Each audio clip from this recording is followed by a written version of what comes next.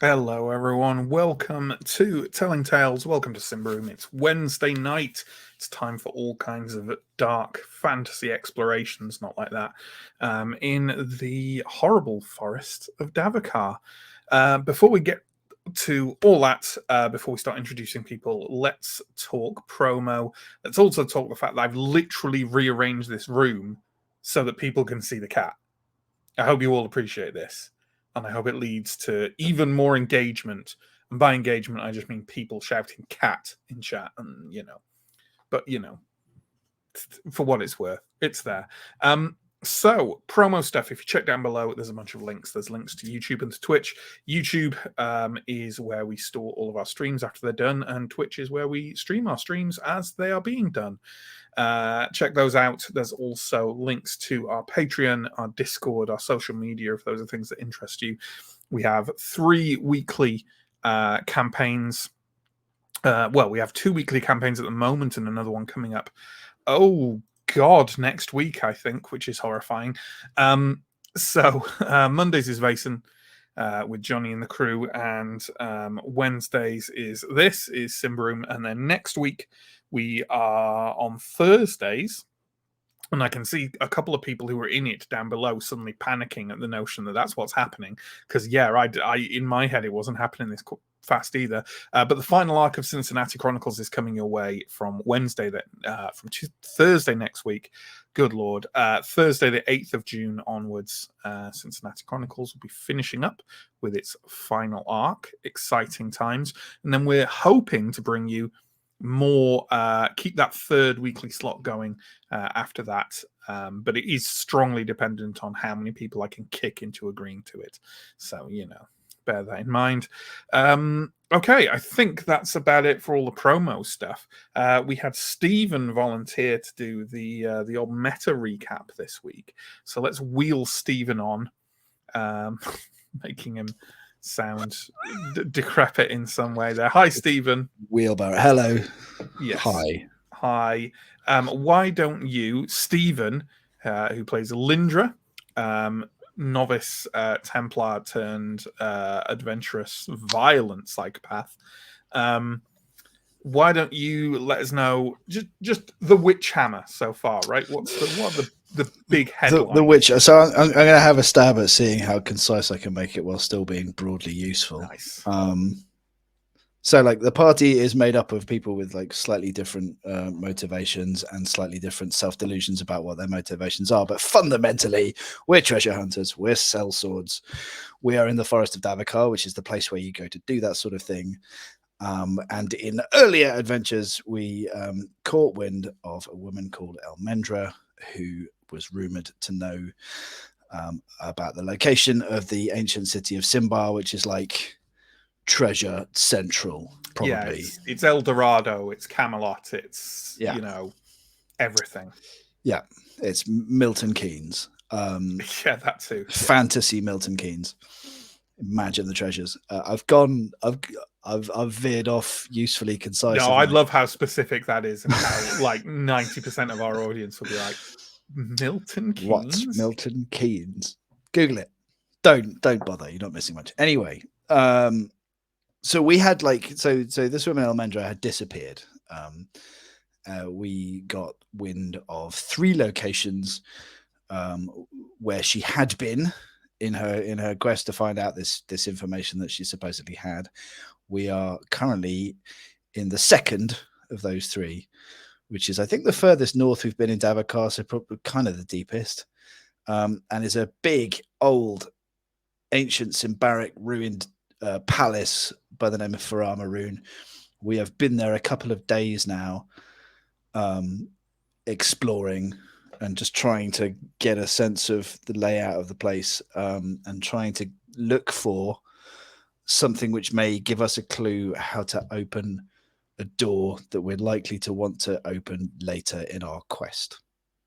How's that? Apart from the Milton Keynes bit, you're on mute. Honestly, Steve, that was far better than my mic control just then. It was that was really good, very succinct, very on the nose. Loved it. So let's introduce you to the players, and then I'll talk quite briefly about what happened last week, because last week was both kind of eventful and uneventful at the same time. So let's wheel on John next, please. John plays Sararin Dar, the last surviving member of House Dar, slightly naive and idealistic young dueling noble with a lovely meerkat called Ferrin, who didn't have a very good time last week, but we'll get to that. John, have you recovered emotionally from last week's ending? Not. I'm going to say no. Just You looked genuinely upset as it was happening, and I, I wish I could take credit for that as a GM, but I think it was just the horrible wiles of Symbaroum conspiring. It's the fact that it was done by someone that I consider a very close friend, both in game and out game. Absolutely, and we'll come to him last, because for shame, Rightly so. But next, let's bring on Chris. Chris plays Steo, former infantryman and Thistlehold guard turned elderly adventurer and general curmudgeon. Chris, how are you and how is Steo this week after the events of last week? I don't recall taking too much of a beating last week, so Steo's just continuing to advocate for slightly more caution than we've been doing so far, and we've been pretty cautious so far in his usual paranoid, somewhat overprotective in a weird kind of sideways kind of way. Yeah, I think there's a definite kind of like thing of like you have been taking some extra precautions this time in Davokar, but I still it's one of those things where it's like I think you're so far behind the curve on how many precautions you should have been taking historically. It's like you're taking a couple of extra steps now and you're like, we're doing everything we can. And it's like, well, maybe. But I mean, at least part of that is probably you're probably behind the curve on finding fun, massively useful treasures and artifacts. So, you know. Yeah, this place has been picked clean. That's worthwhile pointing out. We're not getting paid off the back of this. Yeah, it's one of the things about having these 3 locations to go to and picking the order in which to go to go with them. It is worth noting that like the book itself, and I'd have done it if the book hadn't, but the book does say what order your competitors get to places and what they've taken from there and what is left. So like by the very fact that you went to the one place that probably wasn't going to have artifacts first, the other places are going to be a bit picked clean. It was the place where we were most likely to have found actual Elmendra, though. It's true. I'm not arguing against it. I'm just saying, you make your choices and you get your consequences. If we're pretending that our interest in this is humanitarian rather than financial, yeah, it made sense. As at least 2 people still are. So there we go. Let's bring on our last player, notorious killer of both friends and cats. It's Sam, who plays Askarai, the changeling archer and scout, who I think it's fair to say last week, Sam had a bit of a mare. Not Askarai's finest week, for sure. No, you managed to stab Father Anton and Ferrin the cat. Both leaving into the latter unconsciousness. Yeah, leaving the latter on a death roll. I think I don't know if Anton had to make a death roll, but he was definitely unconscious from being stabbed. He was. I don't think he did, but Ferrin had to make a death roll, right? Yeah.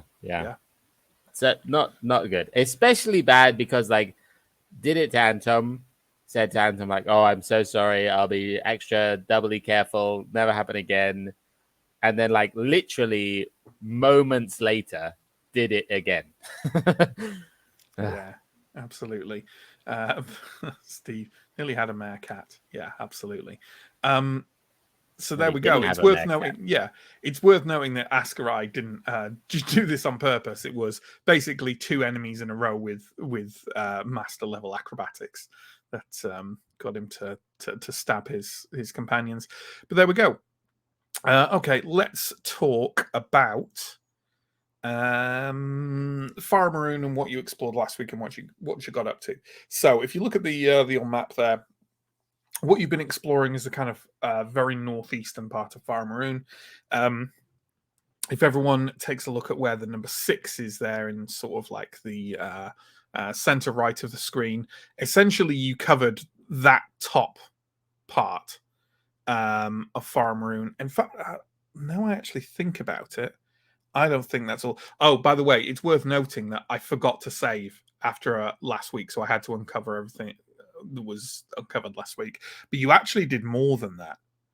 So I will uncover more, but also the more you did is kind of irrelevant because it didn't matter in the end. I think it was from 2 weeks ago, in fact. Anyway, if you take a look at that northeast part, you travel through the northern part of Fria Ligan over there. The previous week, you lost one of DeGesto's hirelings to a sudden sinkhole. You had no similar awful events this week, in fact that no one died, although Father Anton got attacked by a very large snake and then by a very clumsy changeling. And he had a bad time and had to be fed some water of the dusk. You went into that large corridor that seemed to like stretch east to west there, uncovered another sinkhole, which I think Alindra actually fell down, right? But didn't really take any damage from. Oh no, she took damage. She's just good at not complaining about things. Yeah, I think it was only like 1 toughness or something, right? It was only a bit. You then investigated that entrance in the wall, the kind of unintended entrance in the wall, basically where part of the wall of Fria Ligan has fallen down, and saw a couple of people saw some smoke, like a campfire smoke, in the near distance in the woods. And then we investigated some bodies that had been torn apart nearby, and then a foul smell coming from room number 7 there at the northeast. And that was when you discovered the Hunger Wolves, who came out of that room, somehow didn't hurt Ascarai, even though he was basically just stood there wanting to be eaten. But apparently he's impossible to hurt. But they did manage to trick you into stabbing Arendar's feline companions. So, but they're dead now. So there we go. And that's basically where we left it. I am going to take this away a second. And then I'm going to uncover some additional stuff on it that we have uncovered. And in the meantime, I feel like maybe there just might be. Oh no, it is on here. I was reading the map entirely wrong. It's all fine. I feel like there might be some role play off the back of the final events of last week.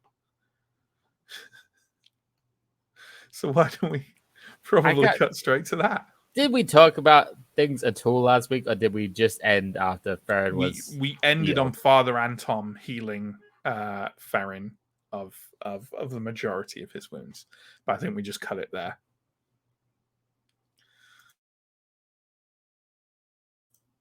Anything to say, Arendar? Farron is still lying on the floor, sort of slowly coming round, I think. I am focusing on Farron for now. I'm patting his side. I'm rubbing his ears. I'm muttering under my breath. I'm very pointedly ignoring Ascarai. Sure, and I think Father Anton is still kind of muttering prayers, but the intensity of them has died down. He's kind of leaning over the cat and kind of like just checking him physically rather than spiritually. I think until Farron gets up, Ascarai will also be entirely concerned about Farron and will be kneeling down, paying close attention, hoping that he gets better. Once Farron is healed, or like once it seems like Farron is okay, I think Ascarai is going to he's going to stand up and probably walk a bit away. I think he's just going to like absolutely lob his sword against the wall in a bit of self-anger, deserved self-anger at constantly stabbing his own party, and kind of pace back and forth, just not very happy, not looking very happy. That's fair. Is there anyone else making any comment of this? I'm usually in with a quippy remark, but at this stage, I think I'm going to be discreet for a change and keep my mouth shut for a couple of minutes. Because what I would say is I told you so with regards to being risky in this place, but that's exactly what I don't want to say. Careful, I might stab you. How about Alindra? I think she's going to sort of remain kind of tight-lipped. I think she's going to be watching Ascarai because that's 2 members of the party in one day, and she's starting to. She doesn't distrust Ascarai, but like you get to the point that you have to start asking questions about like, is this just carelessness? Like, what's happening here? Yeah, sure. Yeah. So I think she's going to watch him quite closely for the rest of the day. Sure. Are we going to take a minute or take the afternoon? I don't think we have that much time on our side, do we? We could. I agree. We don't have the time, but we could wander outside, check the east walls, as we've said we're going to be doing for a while. We found the exit that we were hoping we would find. And someone else was using it as an entrance. It didn't work out particularly well for them. No. Could be worth seeing if they're nearby. There's campfire smoke out in the woods. Hmm. I don't know if we want to. No, I don't either. I don't know if we want to bother ourselves with it, but we definitely need to be aware that we're not alone here. And this place has been picked clean as well. Too many bloody treasure hunters. I think, if anything, that indicates we need to push on further in before this place becomes even more hostile. Yeah, we don't have time to waste. By the time we get back on the track back to flipping the temple, there's going to be kiosks along it and a paved road. I'll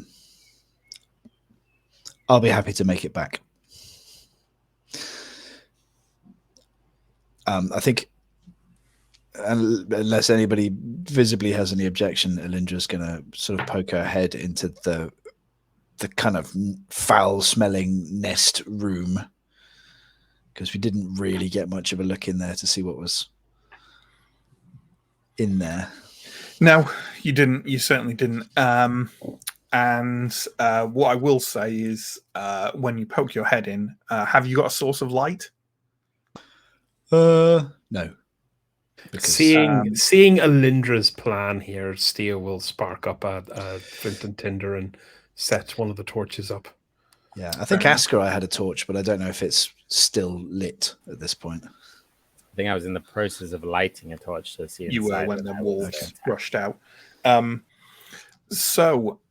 Yeah, with the help of a torch, you can see that the interior of the room, as I think I said near the end last week, is the ceiling is much more intact than most of the rooms in the farm room, which means it's much darker. The floor of the room is, and it's not a large room, it's around 4 meters by 6, and it is covered in fecal matter, rotting meat, debris. It's not pleasant, and that is entirely where the smell, well, and from the dead hunger wolves, seems to be coming from. It is absolute filth, and a lot of animal dens aren't great by human standards, but this is something else. Like, you can just take one look at the bodies of the wolves to see that they weren't right. They had those kind of weeping buboes over them, and they were corrupted horribly, and the den reflects that. Okay. This is not a place to search carefully for treasure. mean, maybe it is and maybe it isn't. You don't know, but it's certainly an unpleasant place to search for treasure, whether you're lucky or not. Yeah, no, I think visual inspection. I don't think I'm going to go rooting through all this. Sure. Well, if you're given a visual inspection, I think this is even more difficult than most places in Symbaroum to see. I'm going to double the malice I usually give. So that's a vigilance at -6, please. Oh, I need a 4. I get a 14, so it's just you full of can't filth. you can't see anything in there but horrible filth. Okay, I'll step back into the light and fresh air and see if people look like they might be ready to move on. Once Antom is done looking over Farron, I'm going to heft Farron into my arms and approach Ascarai and say, "You should apologize." I'm very sorry to both of you. That was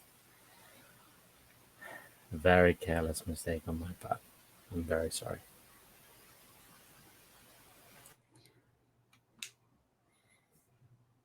Perhaps a gesture of contrition would work better than words, Ascarai.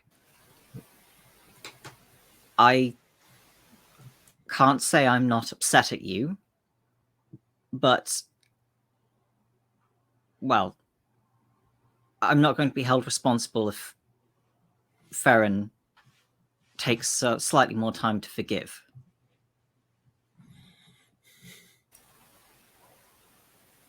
No, I mean, he's an animal. I'm sure he doesn't understand what I'm saying and would be foolish to forgive me, and he's not a foolish cat, so... I'm going to judge. I mean, Farron is very much coming to now, and I'm going to actually judge. I think a cat in the middle of a melee probably didn't even really register who it was who stabbed him. So I'm going to say that Farron is his usual. In my head, like, Farron's pretty offish with all of you, but Arendar anyway. Like, a meerkat is not a domesticated species. So, like, I think Farron is probably somewhat warm with Aaron in a wild animal kind of way, where it enjoys like your warmth and like maybe the occasional like tumbling scritch or whatever, but like not like a cat. No. And I think with the others of you, maybe it sits down next to you occasionally when it's cold, but other than that is fairly offish anyway, I think. So I don't think Farron is going to be any different. Wait, he's not going to savage Ascarai to pieces. No. I don't think Farron registered that it was Ascarai. But we can absolutely anthropomorphize that Farron is slightly more aloof than usual. Sure. I mean, regardless of whether he is or not, Ascarai will certainly interpret it as that at every opportunity. Definitely. Yeah. Okay. Well, DeGesto has suggested going outside and checking the east walls of Symbaroum. Is that what we want to go for? Or? I think I'm more kind of keen on guiding us because there's one gap in that corridor that we haven't looked into yet. There is one gap, and there is also a there was also a gap that's full of rocks that could potentially be moved aside, but there was indeed a gap down there. You've seen troll tracks going that way. How's it? Yeah. I think Ascarai would, regardless of where we go next. Did you say it's snowing outside? It's very lightly drifting with snow. Okay, maybe that won't help. But Ascarai would like to take a look just outside this entrance for tracks of anything that there might be. Okay. Yeah, sure. Give me a vigilant roll, please. And you know what? Yeah, it's lightly drifting with snow. Take a +2 to it. Which means it's more or less guaranteed for Ascarai. Yes, I get 2 chances to look for tracks as well. So I need an 18. I rolled an 11, so that makes it. Absolutely. Outside this entrance, you find quite a number of tracks. They are human tracks, and human tracks wearing relatively soft shod boots. You cannot help but note that they are very similar to the boots or the boot you saw on at least one leg that was still attached to one of the ranger's bodies inside. Are there any troll tracks? No. Okay. I will relay this information to the group. Doesn't look like the trolls have been in or out here recently. I think rangers certainly have. Which probably means the trolls are still inside, but I'm sure there are other exits.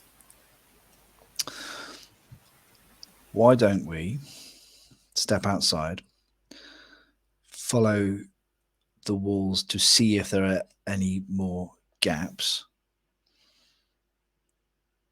Because we can always come back in here, but if we know what this place looks like from the outside, we could maybe have an idea about other exit routes if we need them. Yeah, it should be quicker to look at the, we're not having to clear we can rooms just- one by one. We can walk Yeah, outside, walk we can around. follow the wall down as far as the swamp, and then we can come back here. I agree with that. Does anyone remember last week what kind of time I said we were on? I think I said we were maybe around noon at some point last week. Yeah, we're pushing lunchtime essentially. Okay, well, I'm going to say for the sake of argument then that because I can't remember at what point I said that last week.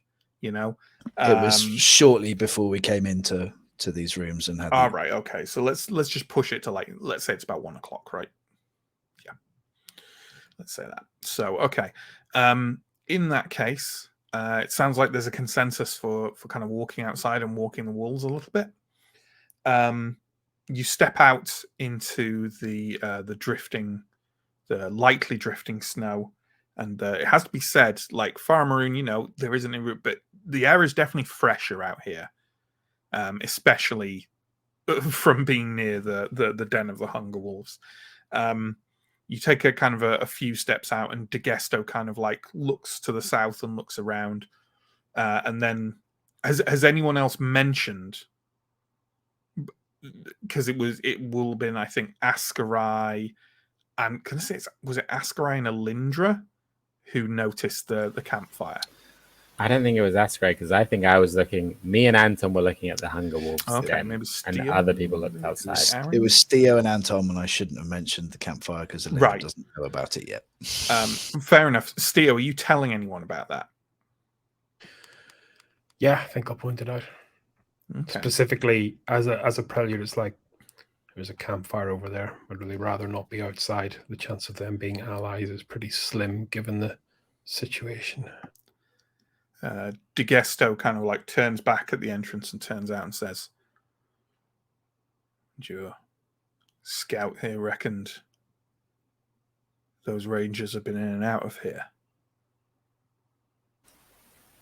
Doesn't seem like it's the ranger camp. I don't think. If we look out, can we see the smoke? You said it was like to the northeast. Yeah, you know what? Let me just check something. There is no smoke to be seen. Now. It is, whatever, like half an hour later. Degesto looks kind of thoughtfully out at the trees. There's a strong argument to be made for our striking first. I suppose unless any of you have any qualms about killing the Queen's Rangers. I mean, I have a qualms about killing anyone unprompted. What do you think they're going to do with us if Corinthians come out here looking for what you're looking for what I'm looking for what we're looking for? Do you think she wants to share? Isn't that an argument for doing what we need to do quickly and quietly and getting out, rather than going and starting a fight with the crown? Yeah, He shrugs like he doesn't particularly care either way. Yeah, I'm in enough trouble. I don't want to bring that down on me. At least, I'm going to say at least one of his hirings as well. The one who, not the woman who recognized. So I'm going to like name both of them officially here now as well, because Leriol is the one who recognized you as the hero. There's a thing called Jorigoy is the one, is the other one who's a young man who's looking increasingly nervous. And he says, "Well, that's treason, isn't it?" Plenty of trees in the forest, mate. DeGuesto again shrugs like he doesn't care either way whether it is treason. I feel like we've got enough enemies out here without looking for more. Besides, it only takes one of them to survive and get away, and none of you ever again back to Ambria ever again. Well, it only takes a few of them to slit your throat while we're sleeping. Have a good watch. All right.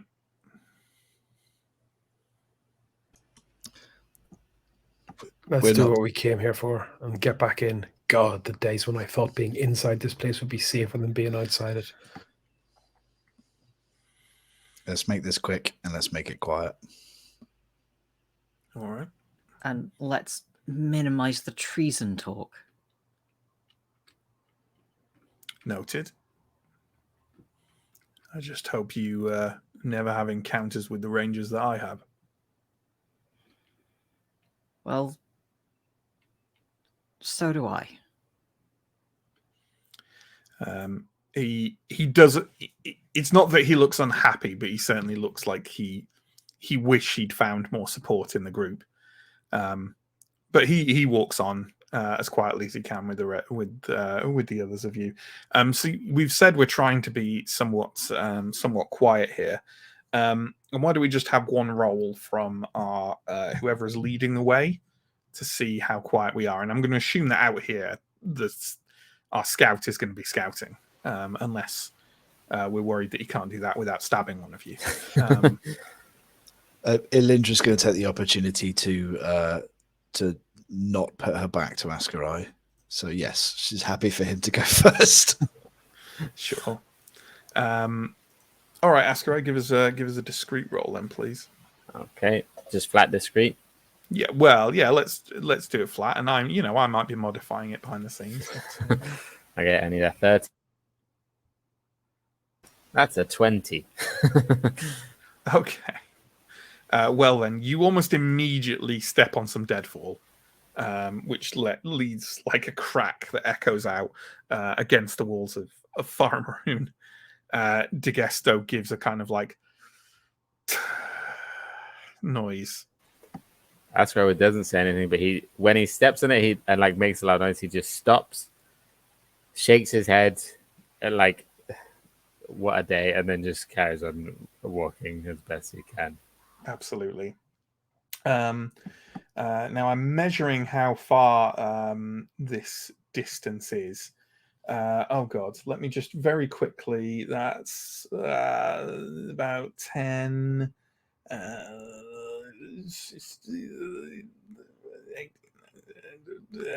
I'm going to say walking down this side of Symbaroum is maybe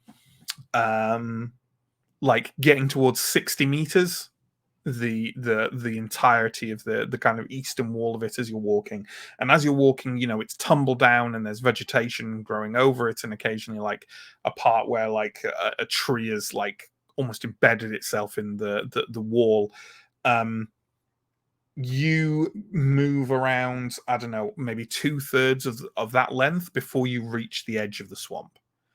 And I am going to do some uncovering here on the lovely map, so I can show you what that looks like. But as I say, you don't see any You don't see any gaps in the wall from where you are currently until you reach the swamp, at which point you've definitely got to, like, if you want to see further on the south face of Symbaroum, you will have to walk out along the edge of the swamp a ways, and I will show you exactly what I mean. If I click on the right browser. There we go. So do you see what I mean along the side there? Like, essentially you have to walk partly further away from Symbaroum to try and get a good view of the south part of the ruin, which I assume we have no problem doing. I just wanted to give you the information before you can make the decision. So the wall continues on into the swamp. Into the swamp, yeah, but not too far. Maybe about 20 meters or so from as far as you can see, and then there's definitely like a corner. There is no way I'm wading into that swamp. Cool. It's good to see it. You could definitely get a good view of the south part of the ruin just from walking along the edge of it, though. You don't have to actually go into the swamp. But yeah. Oh, sort of skirting round the edge of the swamp and trying to look across it. Yeah, definitely. Like, to actually get to the south wall, obviously, you'd have to wade into the swamp water, but which looks, for what it's worth, like relatively clean swamp water. Like, it isn't, horrible and grimy and stinky. It's just like, it's like a high class swamp. Yeah, I guess it's more like a marsh than a swamp, right? The water does look fairly cleanish, like only a bit murky. You can still see the bottom of the edges of the water. Right. That's enough of that. Let's get back to it. Even if there's a hole in the south wall, it's a hole out into that marsh. If I've learned one thing about this place, is that we're not going to be setting foot inside bodies of water that we don't have to. It's true, but it's good to know it's there if it is, just for when we're inside. It's only 40 meters walking. Take us 5 minutes, if that. Okay, well, we could skirt around and look, but If it's a choice between trolls and a shallow body of water, we may want to pick the water. Okay, all right, let's look. Bold of you to assume that the shallow body of water doesn't have any residence of its own. That's exactly where I was thinking, Steo. Like, we don't know what's in there. I definitely agree we should avoid it if we can. But if we're inside and we need to get out, then there's something worse than what we can imagine is in a swamp chasing us. Then let's go around the edge. Let's see what we can see on the south wall. Okay. And while you're doing that, because that is definitely going to be a little bit of erasing work for me, why don't we have some pick a group of you and have a conversation as you're trudging along the edge of this, because it's probably quite unpleasant. I'd say, like, the edges of the marsh aren't terribly well defined, right?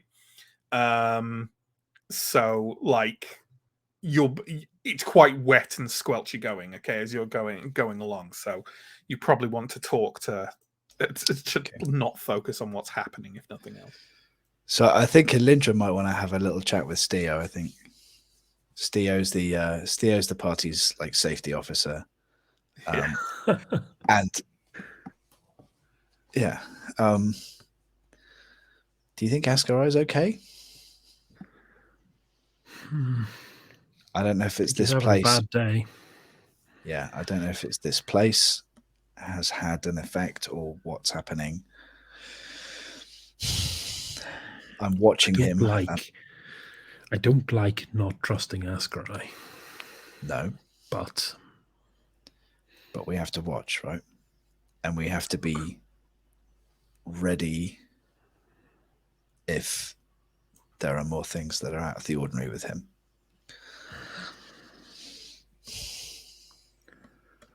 Oh, God. Yeah. Which way was that smoke you saw, Steo? How far north? I couldn't really see how far, but it's definitely visible above the trees. I believe I said it was probably about as far as your campfire is from the walls of Farmery, which I believe is about 100 meters away. Okay, right. So quite close then. Not far. Yeah. Okay. We've already been seen by the Rangers, and it's Not- foolish to assume that they are going to be happy for us to have a good rummage around here. Yeah, but I'm not going to go and try and ambush them. I'm not going to start a fight that we don't have to start. No. I guess we Your need to earlier points about that situation are also weighing on my mind. Rough day for wet shoes. We need to watch DeGesto as well. He's clearly got some kind of axe to grind. Yeah. So this is what you can see from the eastern shore of the marsh below Farmeroon. Mostly perfectly, solid, or at least only vaguely crumbling walls. There is an opening at the very southeast, as you can see there, and it's probably about I don't know, maybe about 16 meters from the shore of the marsh. So anyone going in there would certainly get quite wet in an unpleasant cold fashion, but it's not massively distant. Is it a doorway or a hole? It is it looks like a really crumbled part of the wall. Okay.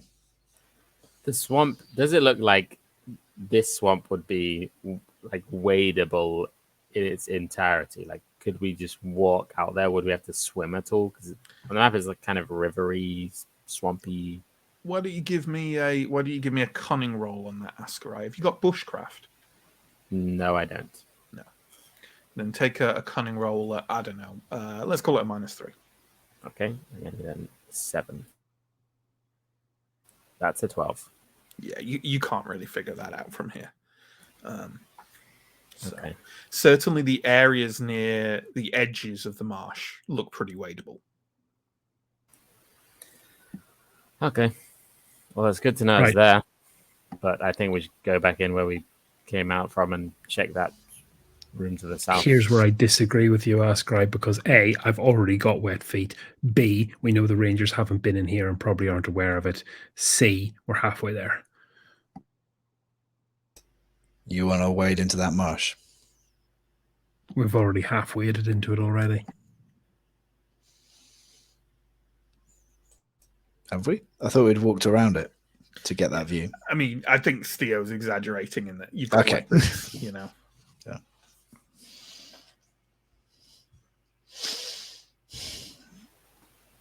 If we had a better idea of what might be in the water, I would be more on board with the idea of going in this door. We don't know how deep it is. We don't know what's in there. As dangerous as some of the things have been inside this place on the land, who knows what is in the water, and we're so less able to fight. Okay. Well, whatever we're doing, then let's head back, but let's do it quickly, yeah? And for the record, the more times people disagree with me, the more chance I will have to say I told you so when something bad happens. Just putting that on the table. I mean, if the rest of the group wants to do it, I will, of course, do it. We don't know what's in that southeast corner. And by sundown, we're going to need to find our way back to our camp. We also know what's near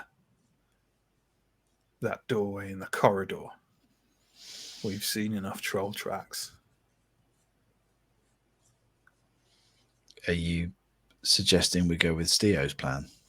I'm not suggesting anything. We all want to fight some trolls. I'll fight some trolls. I'm just saying the signs have been there. Trolls are no joke. We also don't know what's in the water. I don't know about you, but I've seen snakes in water before. We already know there's at least one in there. Look, I don't know. So we take the unknown. Do we take the unknown over probably trolls? or we I look mean- at the entire unexplored west wing of this ruin. Oh, well, we managed to get over one locked door, and there's another locked door near the entrance. There's that. And well, we've been around it and haven't found an alternate way in. And if it's still locked, that means whoever else has been here hasn't managed to get past. Probably, unless they also climbed over. That's a good third option. It's worth a punt. Didn't you also say that you got to look in one of those rooms and it looked empty? Yes, that's true. Yeah, the thing is, that's near the entrance. At the moment, we're on. Like, I do agree. We may have to explore the west. We may need to explore those rooms. At the moment, we're on this side. Feels like we should take this opportunity to do something here rather than maybe search the west wing of those rooms tomorrow. I am nervous that if we go in to where that noise come from, to a place we know trolls have been, then we're facing them and we've got blades at our back as well.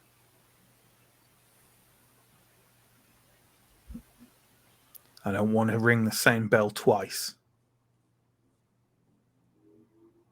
Clearly there's no taste for dealing with them first.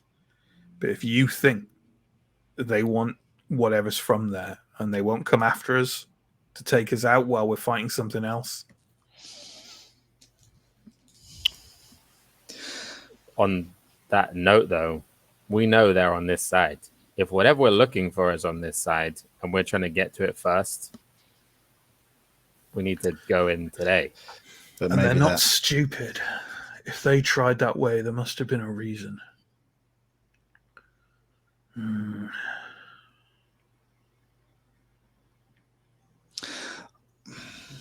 coming round to the idea of trying the swamp.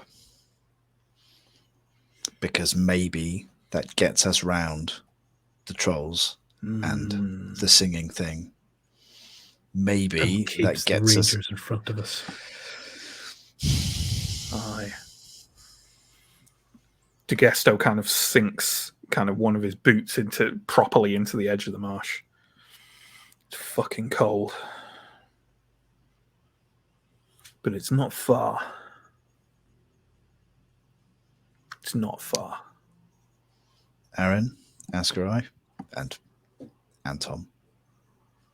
Father Anton will surprisingly go with whatever the prevailing opinion is. He's feeling quite easygoing this afternoon. In fact, I would say that Anton is quite keen on anything that minimizes conflict with the Rangers. Yeah, fair enough. Right? That makes sense, right? Given things that have happened. So, yeah, he'd probably go for this over if he feels like DeGesto seems to think that the Rangers would force a conflict if they want to go in the northeast. Oh, you go in the northeast, then he feels there might be a conflict. And Anton's not a tactical guy. He'd probably go, okay, well, that sounds potential. So I think he'd be quite into the idea of the marsh as well. Yeah, there's a good chance that the Rangers will want to fight. It is almost certain that the trolls would want to fight. And the one that sings is like an unknown quantity, but all that we really know is that we should stay away from it. Mm-hmm. So, yeah. All right. Aaron? I'm willing to go in. We'll skirt around and walk down that east wall to the corner rather than cut straight across the swamp from here. Yeah, it's probably about the same distance, and yeah, it sounds like it'd be a lot safer and probably like less deep, right? Yeah. That sounds like a very good idea. And DeGesto nods in approval. Okay, so we'll head back to where the edge of the swamp meets the wall. Okay. Well then, I'm going to. Okay, so this is an interesting one. I'm not sure, like, to be brutally honest, it's very cold, but I think if you cling to that wall, it's not going to go higher than maybe your knees. So I'm not sure that because I was going to come up with like a roll of how much people are struggling, right, to do it. But I'm not sure that there's anything Strong, resolute. Yeah, I'm just trying to come up with like any kind of penalty I'd apply or anything, you know. But it is very cold, but also walking like 20 meters up to your knees in very cold water. Like if that were to properly hurt you, then people wouldn't go swimming outdoors. You know what I mean? Like in winter, which they absolutely do. Yeah.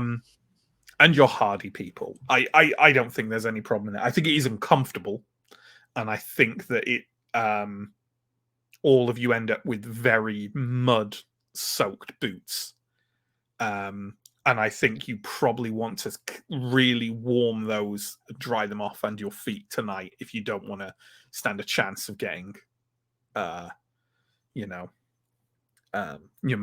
or something. Trench foot. Trench foot. I think more than 20 meters will be needed for trench foot, but yeah.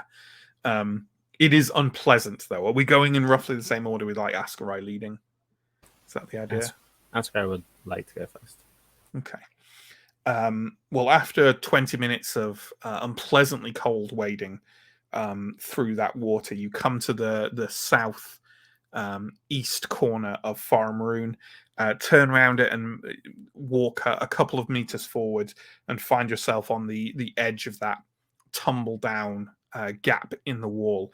And on the interior, you see what appears to be it's a room of Symbaroum. Not a very large one, and it is completely like the marsh just carries on into it, right? It's completely subsumed in water, and there are even a few kind of like some marshy vegetation growing in there, but not not hugely so. There is also a doorway in like the northern wall, which isn't very. It is only about maybe like 6 meters ahead of you. I'm gonna head straight for the doorway. I feel like the water should be like I'm not gonna weigh significantly more than the water in the room. So like right. The chance of the floor collapsing is minimal, and if it collapses, you'll just drop and then yeah. And then presumably, well, as you're wearing stuff that'll make you sink. But okay, that's absolutely fine. You wade forward. Is everyone else kind of just going on in, following Askarai into this? Okay. Then you find yourself, because nothing happens, at the doorway to the north of this, and you see a chamber where the floor is kind of like rising up out of the water. It's still in the water for a couple of meters or so until you reach it. It's again not a very large room, and there is a gap in the wall to the west side of it, and you're still in the doorway, kind of still, up to your shins in dirty marsh water at the moment. Is the gap to the west up on the like platform, or is it down in the water? It's up on the floors. Yeah. Okay. That's right. Is going to move out of the water, but at this point become cautious of like what's in the room. Be a bit more careful. Stable. Yeah. Okay. Well, then give me a vigilant roll, please. It's a standard -3 for Symbaroum, right? Can you give me a roll at the -3? Basically, give me a roll and tell me if it hits -1 and if it hits -3. Okay. My vigilant is 16 as a. I rolled a 5, so it should be under everything. Okay. You do not see any problems with the floor itself. It looks very stable, as it's like basically this side of the floor is just sunken under, right? Whether that's because the growing marshland has softened the foundations or some form of collapse, but it seems fairly stable. However, looking over to the east side of the room, which is more kind of like where the water is still penetrating over, your eye is caught by a brief glimpse of movement, which you kind of turn and look at, and you don't manage to see anything there, but something definitely moved, and it was something quite large under the water. Under the water, so where we've just come up from down below. No, it's not back where you've come from. It's like over to like the east part of the chamber, which has more underwater than the rest of it. Okay. I will like draw and kind of aim my bow in that direction and say to the group, "There's something under the water over there. Like, get out of the water." Like, Okay. and clear the way. If there is it stairs up? Is it just like a? It's just floor? the floor is like collapsed back where you've come from, Okay. right? So it's just it's like a slow slope upwards that the marsh water is like lapping against old decrepit flooring tiles as they like slowly angle themselves out of the water.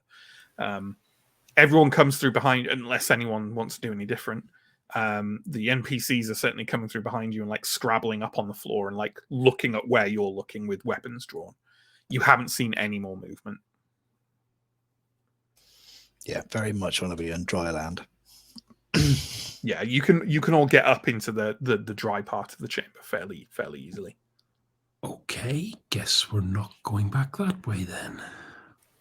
Yeah, we definitely spooked something. Knows we're here for sure. Hopefully it's stuck in the water. Is there any benign wildlife in Davakar? No. Good to know. Would it not be a good idea to secure this as a place we can come back? Or at least... you've got a spear, Sergeant. Give it a jab. I want to go and take a closer look. Sure. Can I see something to jab? Well, why don't you give me a vigilant roll at a -1, please? Oh, yeah. Yeah. So you take a few paces in front of Ascarai, but I'm assuming, do you have like your spear, out in front of you? Yeah. I like that, like a spear fishing position as well, like for jabbing. Yep. Down. Yeah.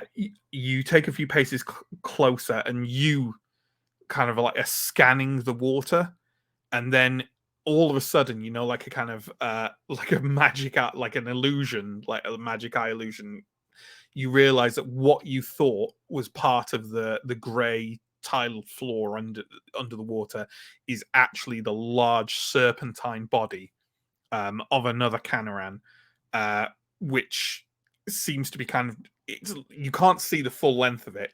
It's partly gone into a hole underneath the water, and it's very still. Back away slowly.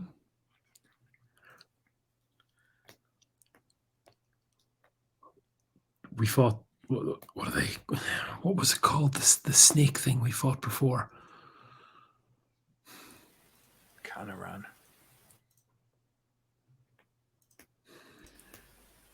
It's another one. Well, let's make it wary. Yeah, If unless it we doesn't deal have with one it. of us, if it doesn't have one of us, we need to either scare it off or kill it. Right. Pray us his teats. I'll tie a rope to myself and kind of throw it to the Gesto, and then kind of, again, quite cautiously, will approach, size it up, stab it. Okay. Can you give me a discreet roll, please, with no modifiers? That is just a feel. Okay. It's going to realize you're there. So can you give me and you know what? It realizes you're all here. This is an ambush predator, right? So can you give me a quick roll modified by -4, please, Theo?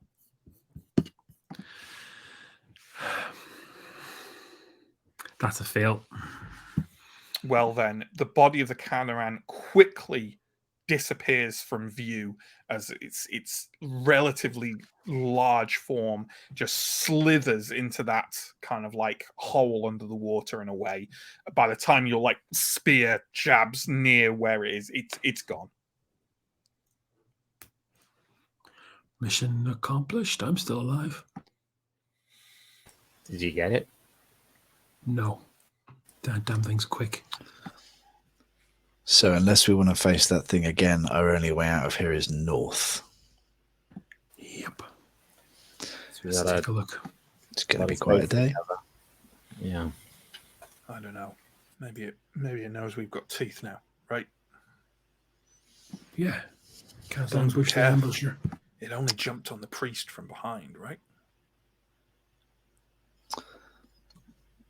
Just be careful. Whoever's at the back of the group should walk in twos. No one on their own at the back. I'll go at the back. Who's with me? Sure. All right then. So you are presumably now looking through the entrance on the west side of this chamber because it's the only exit. It leads to a relatively larger room with no flooding at all. There is a doorway to the north and the south of this room. Askarai, are you still at the front, or are you giving way to like people who can survive a fall better? Still at the front. Still at the front. Are you in But your? being cautious entering the next room. Yeah, you are making amends. By being cautious, do you mean you're making a vigilant roll? Yes. Remember, it's at -3.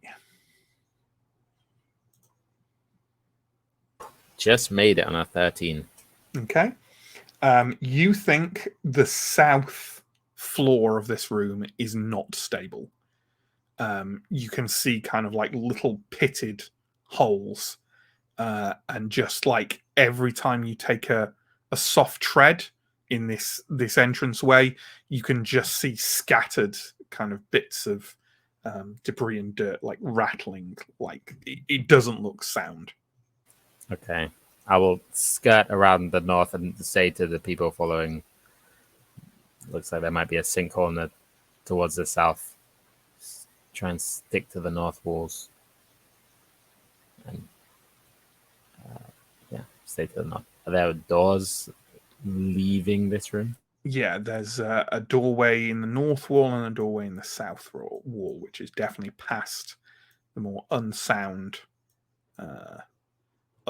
ground. So I don't know if you want to try for that one, but we haven't had our map for a while, so there we go.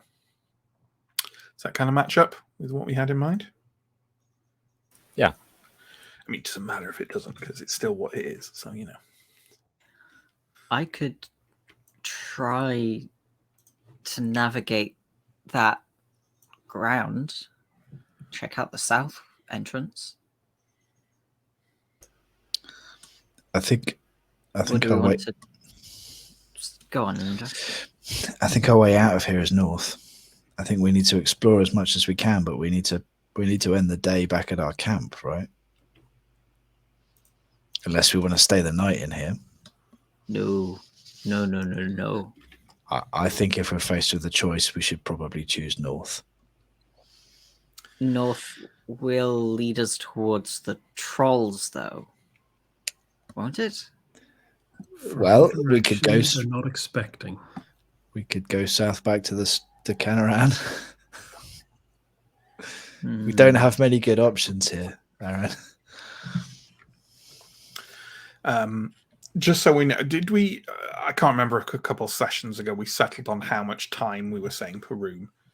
I think It was, might. it was about 10 minutes, unless we were specifically kind of dawdling. Unless you were dawdling, yeah. I'm also going to say that you spent an hour outside walking and going in the marsh, and also having a relatively long debate about what to do next. So in that case, it's about 2:30-ish. And I think we said that it gets dark. It's the end of winter, right? So let's say it about gets dark. 5. Yeah, about 5. Yeah. Come on, we need to go north. North then. Okay. Askarai, are you taking point? Yep. Being careful walking into. So before Askarai kind of moves in, I'm going to attach a rope to him. Well, remembered. I wondered when someone might remember that was a thing we're doing. Okay. Askarai, give a vigilant roll at -3, please. Okay. That's a 12. Just makes it. Okay. It's again a large room, definitely larger than any you've been in to the south so far, although not, it's a bit bigger than the one you're in now.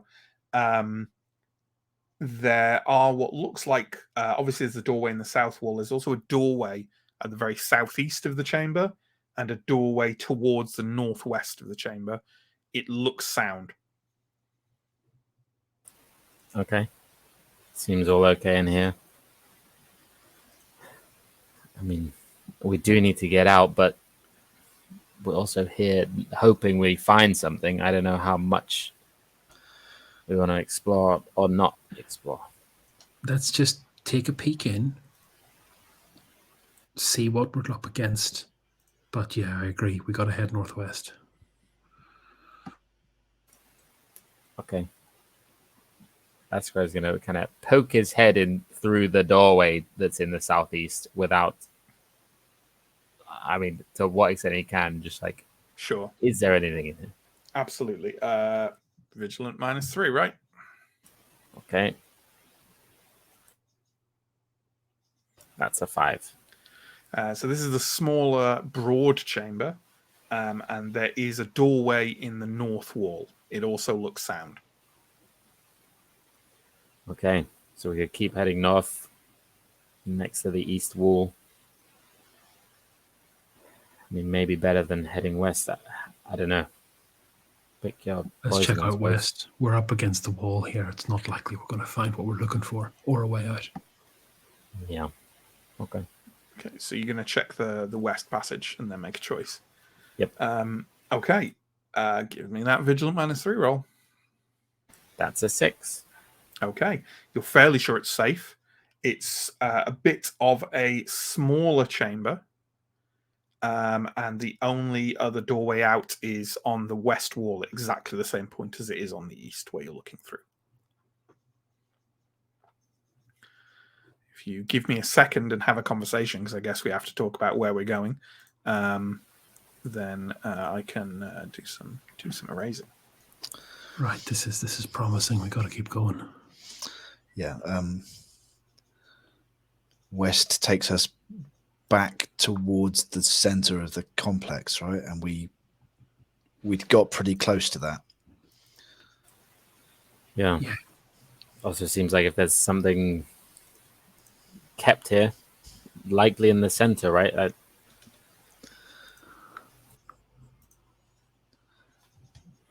we go. Okay. West Could is be. the decision. Okay. Well, Askara, you step through those rooms. How many? Oh, yeah, right. Okay. Yeah, I take it you're going over to that western archway there and taking a look through that. You see a relatively large room.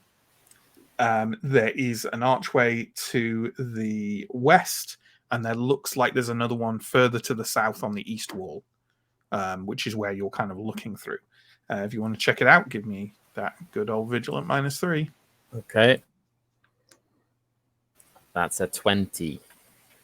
Okay, you really can't be sure. Let's say that part of the ceiling here is still kind of like in place overhead, and it's much darker than usual. You really couldn't say. Okay.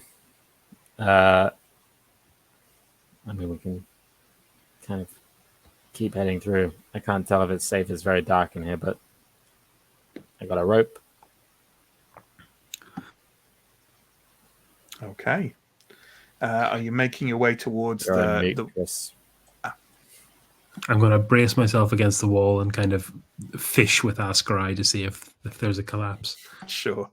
Are you making your way towards the more southerly entrance on the wall you're on, or going across to the west hand side? I think going across to the west-hand side. So, we're trying to head Okay. west. Well, you tread across the room, Askari, completely safely. Nothing opens up underneath you, and you find yourself on the opposite wall by an entranceway. Are we looking through there? Yeah, taking a look. Yeah, on the usual vigilant -3, and let me know if you pass. 16, another failure. Okay. Well, what you see is a north to south corridor, and can you give me a cunning roll, please? Okay. That's a 5, so it makes it. Okay, you think this, as you might imagine from the map there, is the extension of the corridor that was blocked at both ends by rubble from further north, right? You think this is the extension of that. You can see a long corridor running south. You think most of the way towards the southern wall of Symbaroum. At the very southern edge of it, there is a large bronze door that looks to be shut. Across the eastern wall of the corridor, the one you're on, there looks to be another entrance further down. And the west wall has 4 or 5 archways leading off it in a kind of regular points. You cannot tell if it's safe. And to the north part of the corridor is obviously blocked by rubble, that the very same rubble you can see on the image there. And as you're stood looking down this corridor, like trying to see if you could see anything dangerous, but it's honestly too long, and you can't see very well down the end of it, and that's really why you can't tell. The singing starts again, that droning call resonating through the ruins. It's very quick and very loud. So I would like everyone, please, to roll your choice of, I'd say your choice of cunning at -2 or vigilant at -3 to tell what direction it's even coming from, because it rises to this kind of resonating crescendo so quickly it's very difficult to tell where it's come from before the noise is too loud to tell the origin. So who's rolled and have they done? I passed the cunning roll. I failed. Okay. Elindra, and you make this guess, you don't kind of like really quickly hear and tell, but you basically try and focus. You know what? You pass the cunning roll. You focus on it, and you take a few steps apart and rest your hand against the wall. The north wall is vibrating so much harder than the others. Okay. You think it's coming from exactly the same point it was before, which not was far to the north of you. Yeah, which was, we thought was maybe that kind of either the room with the rubble or the one to the east of that, somewhere there. Yeah. Okay, I will point and indicate that that's where it seems to be coming from. I think I'll be leaving now. Leaving where? Back through the swamp? Yeah, This has I to know. be yelled, by the way. I'm just leaving. Like I'm not having a debate about this. We've been told not to fight this thing. Good luck. But we can walk away. Like, we're so close to the area we already went through. We can skirt around it, can't we? DeGesto leans forward and says, "Told not to fight what by who?" Look, we got to get out of here. We can't handle this thing. We can take the trolls. We can take the snake. We can't take that. Let's go. But we're not fighting it. If Elindra thinks it's to the north, if we head west, we're moving away from it. So, Matt, was this coming towards us, or is this just suddenly started? It just suddenly started. It's not like, it doesn't sound like it's coming closer to you. So there's just to recap, at the south end of this corridor, this north-south corridor that we're in, is a big brass door. Mm-hmm. And then in the west wall of the corridor, there's 4 or 5 archways. Kind of little archways at regular points, yeah. And there's So also another gap in the corridor's east wall further to the south. So Elindra's going to point at the northernmost of the doors, and say, "I think that will take us. That might take us back to parts of this place we've already been to. And the other doors will take us west, away from this thing. This thing is northeast. Or we try that bronze door. Or we try the bronze door. We have to make a decision. Are we staying clear of whatever this is, or do we think that whatever this is what we're looking for? That's not moving over. I want to know exactly what you meant by we've been told not to fight this. Steo, by who? Can we do this later when we're not in dire risk? Are we in dire risk now? Yes, that thing is death.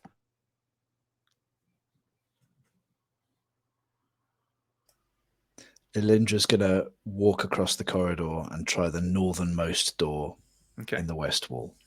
Well, your walk across the corridor is successful. It's only a few meters. So, that's fortunate. Yeah.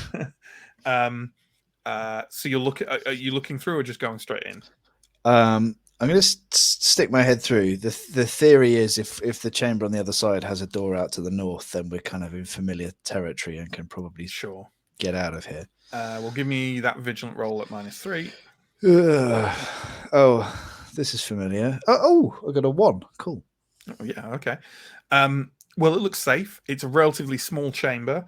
It does have it doesn't have a doorway in the north wall, but the north wall is partially collapsed with rubble from I mean, as you can see, right? Basically, rubble from the large kind of like ceiling fall there. It is kind of climbable in a risky kind of way, but not passable otherwise. Okay. I will indicate this to the others. But I think this takes us back into some of the rooms in the north we already know, and will skirt us around this thing. I think this takes us back to where we were when we last heard it. There we go.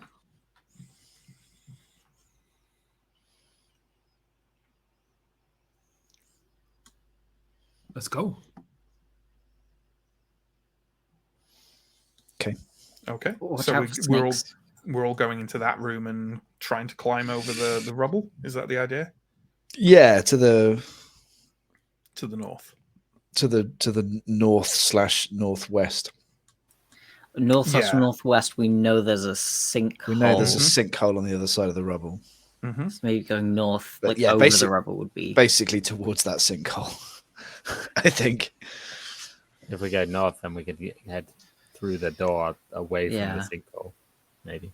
Yeah. Okay. Well, I guess. Okay. I'm going to try and climb up on top of the rubble pile, and I'm going to stand there, and I'm going to see what I can see, and see if you can like get a rope, do an Arendar and get like a rope up there and stuff. Is that the idea? It's yes. Sure. Or do an Ascarai and see if there's a snake up there. Absolutely. Okay. I'm hoping for the rope. Absolutely. So first off, I believe I ask everyone who's climbing for both a quick and a quick roll, which doesn't have any modifiers, and a discreet roll, which does have a modifier. That modifier is -1. Okay, I passed the quick and I passed the discreet. Okay. Yeah, you managed to clamber to the top. I would also, or you're clambering up to near the top, certainly. I would also like, please, and I need to find the actual PDF for this. Can you give me a roll? I think it's a D20 roll. Just roll a D20. Yeah, just roll a D20, please. 3. Okay. You managed to clamber to the top of that kind of rock fall with nothing happens. There are no local wildlife or anything else to get at you. you can see that it is like, the sky is like starting to like, it's not dark and it's not dark, but the sky is definitely starting to get dimmer as we're past kind of 3 o'clock in the afternoon here on a like late winter's day. And you can see from here, where do I think you can see from here that you can't already see? I think you can see, I'm going to roll for, let's say that and that. Yeah. Okay. I think you can see at least a little bit of a chamber directly past the corridor to the east, right? I think you can see that there is a large, relatively open chamber over there. You can't see anything in it, but you can see that there's kind of a bit of sort of like collapsed walls, and you can see that towards the northeast part of it, there is what seems to be an interior courtyard with some trees in it. Ooh. You can't see anything distinctive. You can definitely see that, and I'll try and let me try and. Can you see my mouse here? Yeah. Yeah. It's around here, is what I'm talking about. Yeah. So that's somewhere there. There is a courtyard and some. Yeah, some there's like a empty large, chambers. empty-looking room, and steamy view. also Okay. a courtyard with some trees. You can't see anything in it, but that's all you can really see from up here. Cool. If the singing is still happening, I will not bother relaying this to other people now. No, But later on, I will tell them. sure. If we survive, I will let them know what I saw up here. Absolutely. Are you taking one of the other ropes and lashing it over? Yes, and I'm also just going to do a while I'm up here, just do a quick check directly to the north to make sure that the chamber that we might be descending into is clear. Yeah, I mean it is. You've already looked through it, and it doesn't look any different. I essentially I'm just checking that the noise seems to be coming from further east than here. It does. Yeah, cool. Yeah, I'll try and secure a rope and do whatever is Okay. needed to help other people up. So that's 2 of our 4 ropes now. Remember that.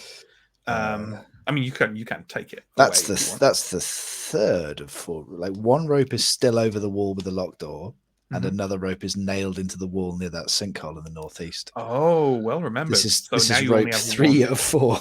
I mean, you can recover those ropes if you go back to those places, but But and we're you not there can right now. you don't have to leave this one here. You can take it after everyone's gone over. I think we'll use this to try to help people get up onto the rubble pile, and then we'll try and go down the other side sort of together and take it with us. Okay, yeah. So you're not leaving this one in place. So No, I don't think so. that's Ilindra's choice, I guess. You're the one navigating this rubble pile. So That's what she's doing. DeGesto and Revelia and the others kind of scrabble up and down, and you're now in this. And again, I'll use my mouse. You're in here, right? I hope that's where everyone expected you to be, but you are in here. Yeah. Yep. Okay. As you like clamber down, DeGesto is sort of shaking his head a bit and goes, "Well, now what? We're just leaving?" Out for now. We'll work out. We've got to sit down. Come back a little later if it quiets down. 2 more days of rations, Sergeant. We've got the locked room near the entrance, or we can try to push west through some of those watery areas. I want. Maybe let's look. I get you don't want to stumble across wherever that thing is. Although, don't think I've forgotten the conversation about how you know that. How about we try the door on the way out? At least use the little bit of light we've got left. I agree. Okay, let's do it. Make I use agree. of the day. All right. DeGesto kind of like almost kind of stomps a bit ahead of the group. You think he basically has not had a good few hours of being disagreed with, until you reach the locked door, which is in the chamber mark 5 there, which is where you fought the Fey Beasts, right? Where you fought the Fey Beasts and were rescued by the elves. And it's a very large. I am aware that I keep using terms like brass and bronze and copper fairly interchangeably here, but let's say this one's a very large copper door, right? It looks very sturdy. As with the others you've encountered, you think we mention the possibility of picking the locks if they can be picked, and then DeGesta pointed out that no one has any lock picks. but it looks potentially like it could be strong-armed. It also looks in very similar fashion to the other door, like maybe the walls around it that are kind of coated and rooted through vegetation could be climbed over. But Degesto is kind of by it, kind of like looking up and down and sort of shoving it a bit with his foot thoughtfully. But the choice of what to do with it is up to you. Aaron, in the interest of minimizing property damage, do you think you can take a look at this one from above? Certainly. I'll try and Okay. start scaling it. Then give us a quick roll and a discrete roll at -1. So standard quick, discrete at -1, please.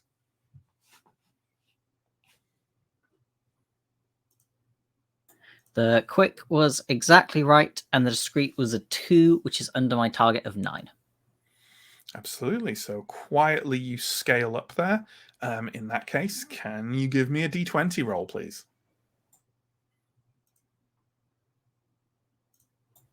8. 8. In that case, your scaling of that wall, Arendar, is uneventful. You get to the top and see that on the other side of the wall is you see the circular room on the other side of the chamber you've just come from. It's exactly the same room, essentially, but obviously mirrored. It looks to have a corridor leading off on the other side. I mean, it looks very symmetrical to your experience of looking at the sunken chambers on the other on the other side of this room, right? Yeah. I'll shout over. It looks similar to the other side. I'll go down and see if there's anything there. Okay. Is that are you checking it out? Is that the idea? Yes, I was going to check it out. Just give me a I vigilant was roll. going Yeah. Vigilant roll at -3. Oh dear. Unsurprisingly, that's not a pass. Yeah, well, Aaron can't really tell. He hasn't got an eye for these things, so. So did you say you were going down there to do that, or are you doing it from up here and getting people to go over what we're doing? I'll do it from up here, Okay. and then I'll do the rope trick the same as we did before. Yep. I can't see anything down there, but go careful. Okay. So who is being the first person to head down there then? If Aaron wants people to be careful, That's where I'll go down. are you still roped up to Steo? I think we changed that, yeah. You could probably do it. So you could both get to the top, rope up to each other, and then Askrai could go down. I think that's possible. Like these walls have quite a bit of a space on top of them, right? Because they're old, crumbling, thick walls in this ruin. Yep. Seems like a good plan. Okay. Well then, let's head you down to the chamber, and then Askrai, could you please give me a quick test, please? Just flat quick. Just flat quick. Okay, I need a 10. It's a 17. Okay. And we're staying with the 17, are we? I got a rope. Sure. Yeah, sure. So with this in mind, almost the entire floor of this chamber gives way almost as soon as you set any weight on it whatsoever. And a large, not so much a crevice as the others have been, but a pit opens up beneath you. How long did we say that rope was? I think we've said they were 40 feet, 30 feet. Right. But how long a distance is between you and Steo? Yeah, I think when we'd been fishing, meters or we'd kept it a bit shorter, right? Yeah. Yeah, it's definitely not going to be at its full extent. Okay. I have a vague recollection of 10 meters being what we... Yeah. Sounds about right. I'd be happy with But that. 10 meters would be 30 feet. I Which is think like the full maybe length of the rope, isn't it? I think maybe the ropes have like 40 feet long, but then we consider that 10 feet of that will be like wrapped around people. I think that's exactly right. Okay, well, Steo, let's start with this with you. Steo, can you make a strong? What's your strong, Ascarai? Bad. It's That's good though in this 7. circumstance. Yeah. Okay. Can you make Steo? Can you make a strong roll at +3, please? Strong is 13, 14, 15, 16 or under. 14. Okay. Safety. You see Ascarai go, right? And why don't you describe to me? Because before he can fall that full distance, right? You've got time to break. Why don't you give me a bit of tell me how Steo braces on top of this wall? You're on top of the wall as well, which is interesting actually. So that means he's going to fall even less. He's already a distance from you. In my youth, I was a climber, so I'm going to do what you should do in a situation like this as a climber. That is, never ever get into this situation in the first place. And now I'm just going to panic and basically kind of lie down on the ground and just kind of do my very best to find some footing and kind of brace out. Right, you're like gonna literally like, backwards onto the ground and like dig your heels in at the edge of where there's some like rubble. Yeah. By ground here, we mean top of the wall. The top of the but as I say, it's yeah. pretty thick walls. Okay. So like, Steo can like lie at an angle across it, and his head is only just like clearing the back near the doorway. Okay, well here we go. I've calculated this. These walls are 4 meters high, right? So this means that I think, and correct me if Ascarai can only fall 6 meters as long as Steo can take that weight. That's how maths works. Yeah. That's yes. Can confirm. Yes. Now that is a lot better than what it could have been, Ascarai. I'll tell you that right now. So can you make me an armor roll, please? Okay, that's 2d4.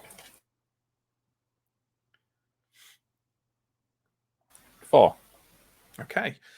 Then you slam into the wall and it knocks the breath out of you and definitely leaves you with some bruises. 2 toughness worth, if you must know. Okay. But you are there kind of dangling and looking down beneath you at a what seems to be, so you're like, you're 6 meters down into this pit, and you're looking down at definitely you're about halfway down. Like this pit is about 12 meters deep. And if you'd hit the bottom of that, you'd be a lot more hurt than you are right now. So Steo is definitely saving you a great deal of pain. Somewhere kind of like 10 meters above where you are, like dangling against the side of this pit now. Can I see anything in this pit? No, it's the earth has opened up. Okay, Like it's a pit. void. Yeah, there's nothing kind of like in here. It wasn't part of the cellar floor. It wasn't anything like that. It's just nothing. The circle room that this is now the floor of, like the edges of it do have some sections that are maybe navigable if you climb your way back up and manage to kind of nimbly go around the edge of the place to that kind of corridor on the other side. But I mean, it'll be tricky in that they've all been tricky, but it's possible. I'll cool up and say like, I'm okay.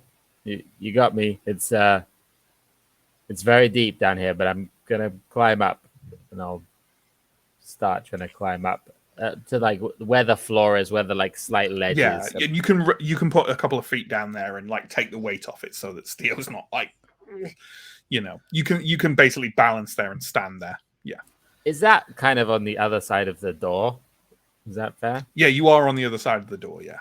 Okay. Do I see any way to open the door from here? Well, because I did say, didn't I, that I'd roll to see what's blocking these doors. And I can't remember what chance I gave this, but let's go with that. Okay, yeah, it's what looks like a very large lock, like a mechanical lock. Okay, so probably the same this not side. Not a bar or anything like that. So, yeah, you can't figure out a way to open it. Okay. I'll call that up as well. The door's locked here too. I don't think we're gonna get it open, but I can try and get round to the other side if you can still hold me, Steo. You don't have much slack, Askra. I don't think you'll make it unless you want to go off the rope. Could we edge around up at the top? It might be easier for us to move and drag him with us. You know what? I'm going to say, and let's do a bit of map uncovering at this point. I'm going to say maybe you can, because I'm going to interpret part of this, and maybe we should have mentioned this earlier, because it makes sense to have mentioned it earlier. But you know, it's only when these things are brought up. But let's look at what I've done on the map here. I think that those areas to either side of you are solid rock, right? Like big, heavy brickwork that's originally formed part of like this gatehouse area of the ruin, maybe as a defensive feature. And I think you can walk all of those, and that's what, like 4 meters north to south, that segment. So I think you can, I think you can walk. Yeah, I think you can walk around. Although, given that we didn't just do, like, you might have just done that anyway, I'm going to say that it is covered in like rubble and vegetation. So I'm going to say that someone crossing over to the other side, to that corridor on the other side, is going to have to make another quick roll to do it successfully, and also roll again on the climbing table. But I think you can make it, Aaron. I'm pretty if sure they I do can. that, and someone throws them the other end of the spare rope, it can be tied around the sinkhole, and everyone can get around without a problem. How does that make that makes sense, right? Yeah. Yeah. I think that makes sense. Okay. I can try it. It's definitely probably safer than going around the rim of the pit. Probably. You don't know what's in all that rubble. I am going to, just in case, tie the final rope, tie one end around me and hand Steo the other side. Okay. In case I slip while I'm doing this. Now What I I've got want 2 is- party members. Is for you to slip while you're doing that, and as you do that, Askarai's footing goes. "Ah!" And then Steo's Steo there, has like, to. It's like a telltale game. Which one You've got do to you choose save? who to save. Yeah. Regardless, I think climbing this is easier than climbing the normal thing. So why don't you give me a quick roll at +3? I'm not going to need a discrete roll. You're already up here. That is a fail. I need to stop spending experience points. It's not a 20. I'm going to take the fail, I think. Okay. I'm small. I trust Steo can catch me. Sure. I don't like on an area this wide. I don't think you're gonna fall. I think it's Okay. just a case that you're not real, like the rubble over this like surface of stone is too fragmented and driven through with roots for you to be able to get over. You kind of try and get over it and fail essentially, and kind of like scrabble backwards and fall on your ass. But on the surface of this high wall, not like down off. Okay. I think that's fine. But yeah, you don't think you can do it. I don't think Someone I can else make could it, take a go, but I don't want just everyone to roll until they succeed. You know what I mean? But Yeah. if someone else up there wants to have a go at it, they can. I think it's think- not challenging enough that I don't mind another person. Oh my god! I think Steo's, if I'm imagining this right, Steo's the only other person up there. Like, I don't know if Ascarai is. Other people can have come up because Arendar Yeah. let a rope down. I'm figuring that Alindra and DeGasto probably haven't scaled that wall yet. So I Just think they're still probably back at the doorway. stood in the the chamber. Okay. Well, you know what? It's time for an NPC. Revelia will be with you, I assume, if you're down there. Probably, yeah. But you know what? I'm going to say that Leriol made her way up there and is kind of like looking around and kind of you see her, Arendar, kind of visibly make a decision to be helpful. And she kind of says, I'll go. I'll give it a go. Can't let the heroes take all the glory, right? If you're That's the sure. spirit. What's the worst? Fall on my back like you did. Give me All the right. rope then. I'll hand it over. Okay. Who wants to make a roll for Lariol? Anyone? I'll do it. Okay. I need 13 or less.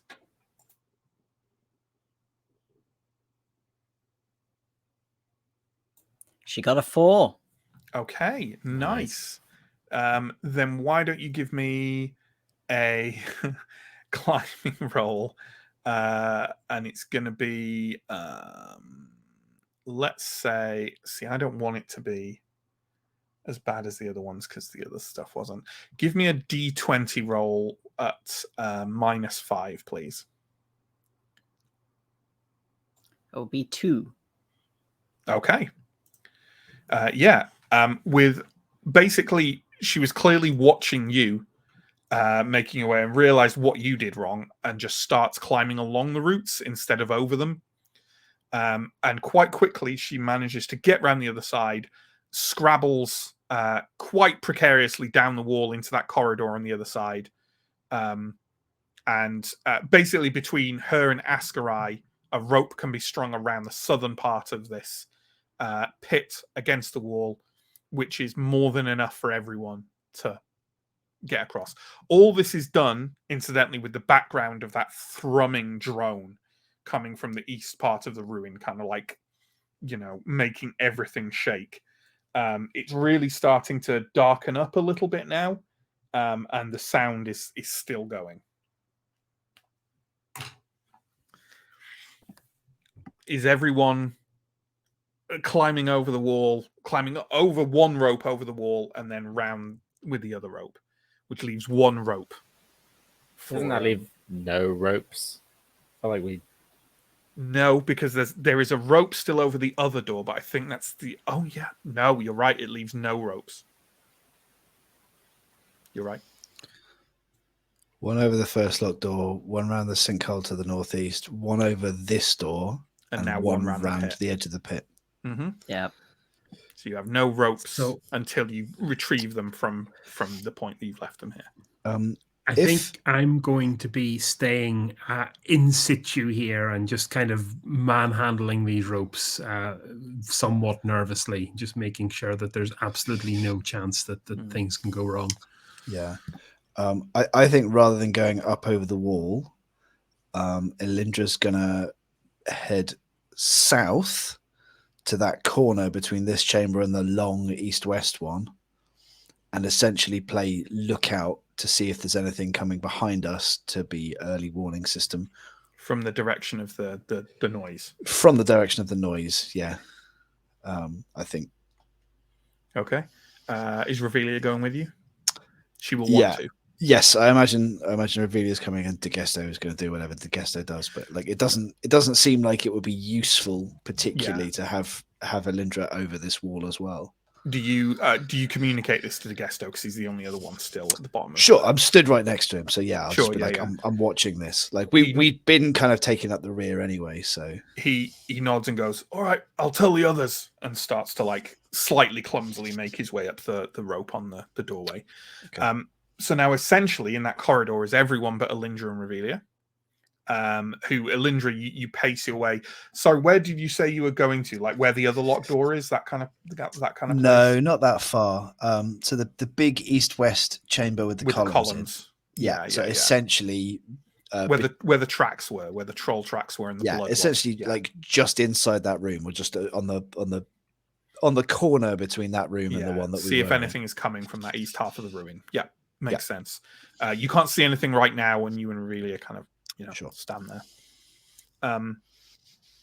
Okay. Ascarai, you taking point again? Yeah, unless anyone else particularly says like they want to. That's where it's fine to go ahead. Okay. Well, at the end of that slide, again, it seems very symmetrical to the left-hand side. At the end of a slightly curved corridor, you see a sort of medium-ish sized chamber with a doorway on the opposite wall, on the east wall. You're on mute, friend. I'm going to cautiously enter this chamber and have a look around. Okay. Vigilant -3. I'd say it's still -3, but if you're in the room much longer, it's going to start to go down as it gets darker and darker. Is it a 20? Okay. You definitely can't tell because it's darker. You've been looking for like tremulous motes of dust on the floor and cracks and pits in the ground, like pitting in the ground and stuff, and you just can't see it in this light. Okay. I do want to remind Sam that we have no ropes left. No rope. No one's So tied if up. Ascarai goes No. pit diving, he goes pit diving. I mean, Ascar's going to carry on.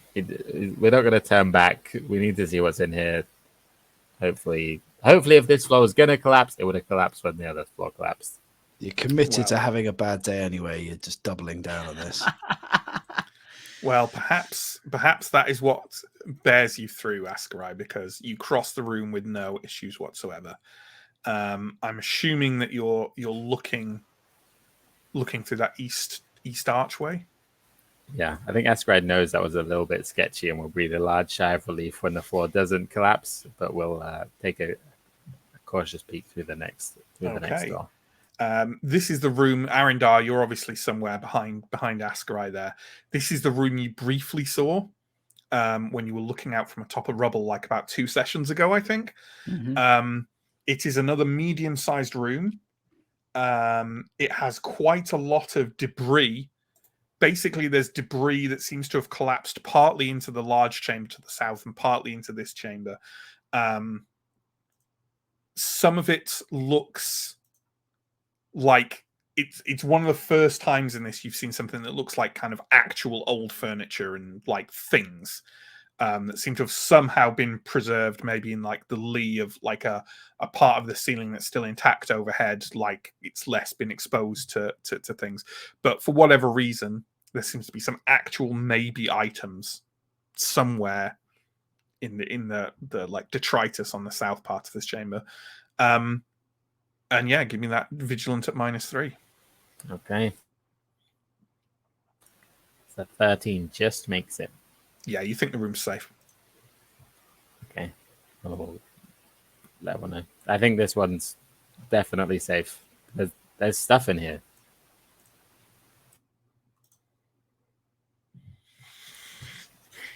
Okay.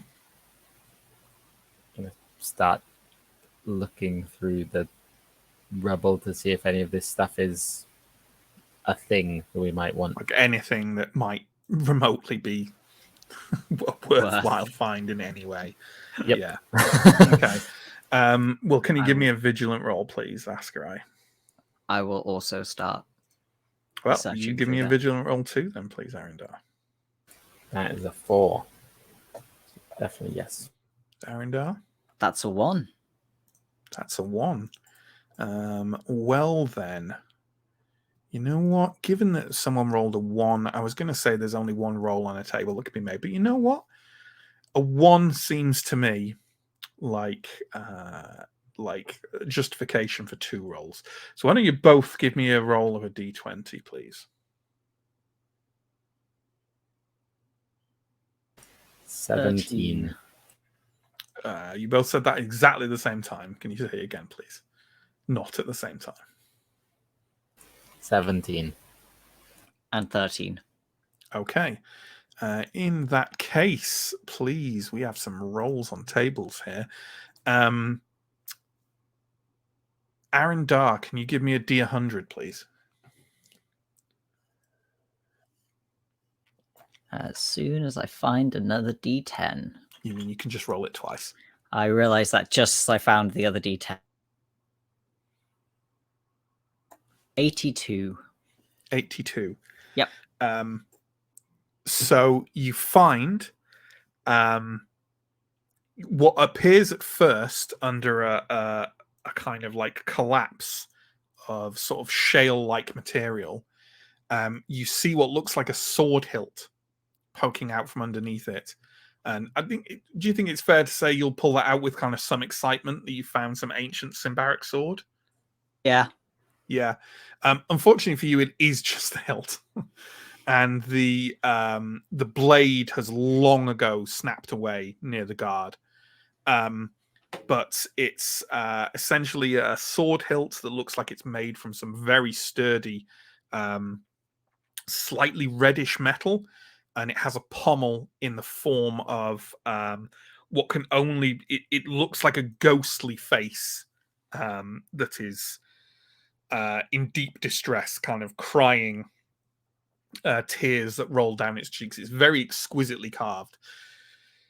You don't know if it has any kind of, it's a possible that things like this have mystical properties, but either way, it's clearly of Symbaric origin, very well crafted, and probably worth a little bit of money. And maybe, maybe it does something too, though. The fact that you get the feeling if you found kind of like a wonderful, wondrous artifact, it probably wouldn't have snapped in half. But there we go. As for Ascarai, with your higher roll, friend, why don't you give me a roll of a d12, please?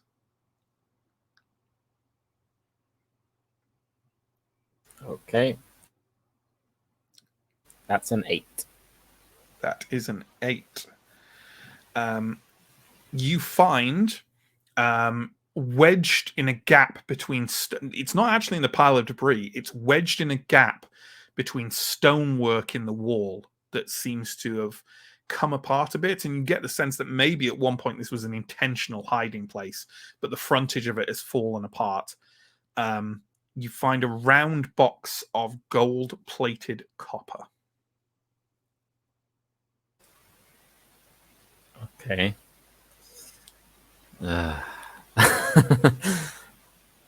I'll open it. Okay. Inside on a bed of faded but still intact silk is a palm-sized and perfectly cut glass prism. So Okay. what seems to be a kind of crystalline glass, I don't have to explain what prism is. Little pyramids, Okay. You have no idea what it may or may not do, or even if it does anything. Perhaps it's some kind of gem that you're not. It does just look like a kind of crystal glass, which wouldn't be that valuable in and of itself, but maybe it's not. Maybe it's some kind of gemstone, or maybe it has some properties, or maybe it's just someone's toy. But either way, Is Anton with us? Anton is with you. Yeah, sure. I'm not going to touch the gem, but I'll kind of shout to Anton and say, "Any idea what this is, Father? Maybe Well, something." now, that makes me look up the. I don't know what his stats are off the top of my head. I probably shouldn't have those up, people. I guess it's Lawmaster that would be the useful thing here. It is Lawmaster, which I think is just a cunning roll, but yeah, I'm trying to see. Oh yeah, it's what his level stats he though. has. Yeah, I don't know. I don't know what his cunning is. He only has Lore Master at Novice. At Novice, yeah. Which has also made me realize, by the way, that in previous adventures we've given him way too much stuff with his Lawmaster. Because you know what level of Lawmaster you need to read Symbaric?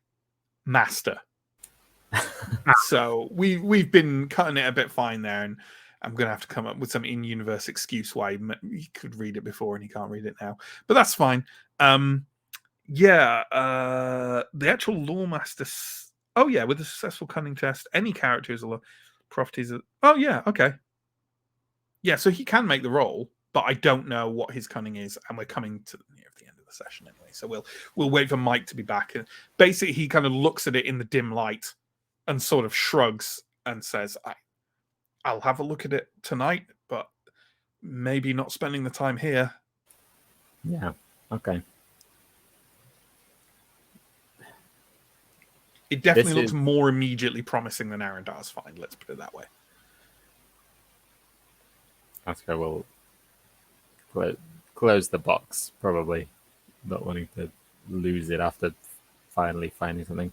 But also, I feel like if we found these two things in this room, and there's a big pile of rubble, we're probably going to want to keep like looking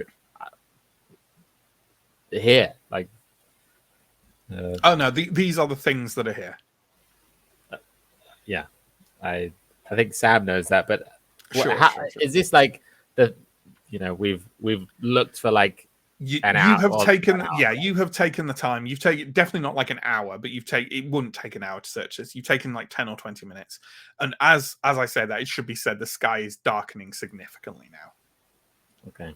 I think we should leave. All right. I'll go along behind and recover the ropes. Okay. You can manage to do that. The train of people kind of marches through these chambers, around the pit, and then up kind of over the doorway. Who's at some point during this, Degesto has kind of yelled into the ears of everyone else that Alindra and Revelia kind of went to watch in the larger southern chamber. Who do we think is first over? Who can go get them? Arendar, maybe? I don't. Oh no, you said you were at the back gathering the ropes. So Askarai, I guess. Okay. Yeah. Alindra, there's been nothing. And you are starting to wonder about the amount of time it has taken your companions to come get you when Askarai rounds kind of you see, because you can't hear him coming because of the singing has not stopped. So this way? yeah, I think Alindra might jump a little bit. Just at the move, someone appearing in your line of sight. All good? Everyone safe? Yeah, we found a couple of things. Nothing. Well, there's no passageways out or anything like that, but we found a couple of items. Everything okay here? Anything coming from the singing? No movement, only sound. I guess it's time to go. I guess so. You're on mute. You're on mute, Matt. As you say that, Alindra, the singing suddenly ends. That isn't to say the sound immediately ends. The sound carries on reverberating and echoing over the over Symbaroum for a good 30 seconds or so before it finally dies away.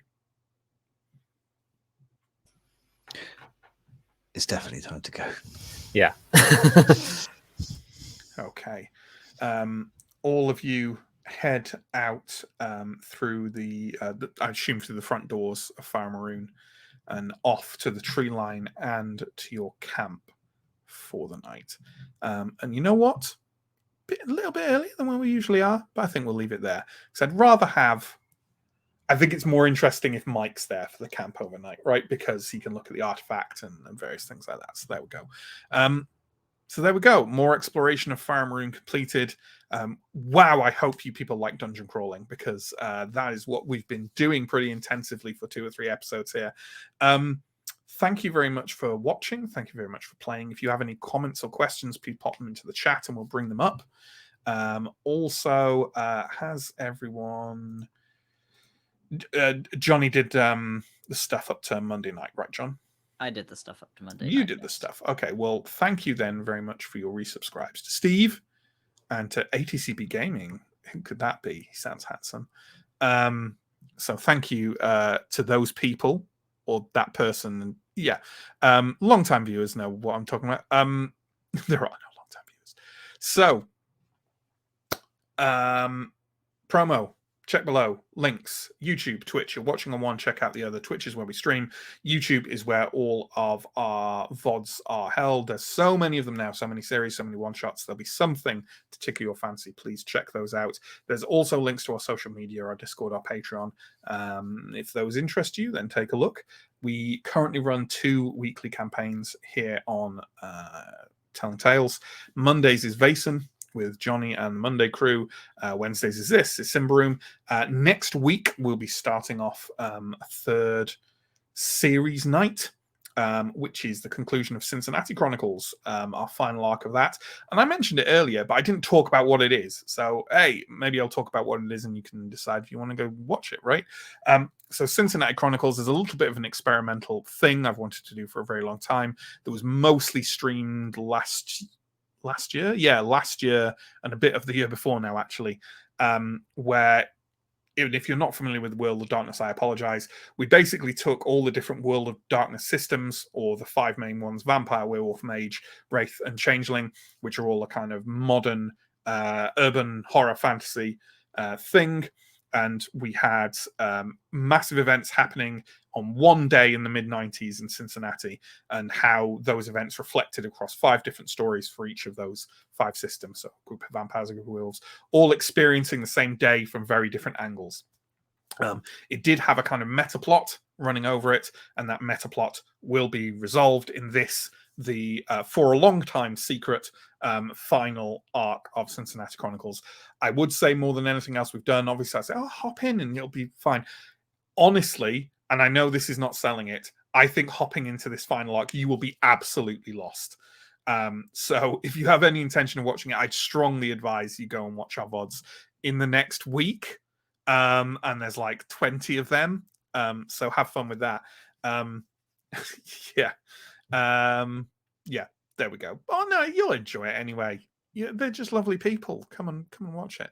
Because I realized halfway through that I was just saying, just don't watch it. Just don't watch it. We also run. Do at watch least it. one, Just watch everything else first. Watch everything else first, several times for preference. Like and subscribe. And we also run one-shots at least once a month.